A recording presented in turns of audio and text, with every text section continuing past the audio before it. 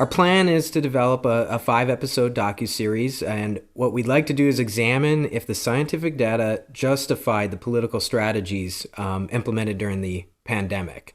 So we're gonna go through. We're gonna cover topics like the origins of the virus, the corruption of the scientific method, and ultimately, really, have a present a sharp critique of centralized top-down policies that were used to enforce useless lockdowns, destroyed economies, and dismantled individual rights.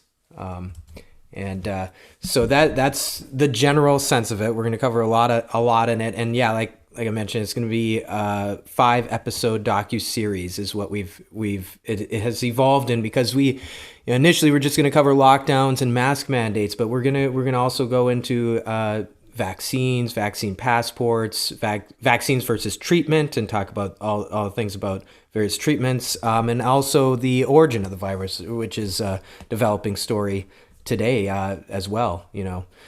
Yeah, I mean, I would say one of the big parts of it was we felt that it was pretty clear. I mean, our instincts were that the data and the actual story of the virus was going to be revealed to be very different than what was presented by the mainstream media, the main policymakers, and individuals such as Fauci. And I mean, and sure enough, in this past week, everybody who had that feeling has seen that they were correct. So we feel that we're on the pulse, because this was the disconnect between the narrative presented versus what should have been a proper scientific method analyzing what happened, figuring out what's best to do. And I mean, and my quick take is that we should have, as a nation, as an economy, hyper focused on supporting the vulnerable and doing everything we could to help those who were in fact at threat of this disease, and not be locking down arbitrarily this sort of grand lockdown, deeming what industries were essential, non-essential. That was completely disconnected from the science, and that's showing to be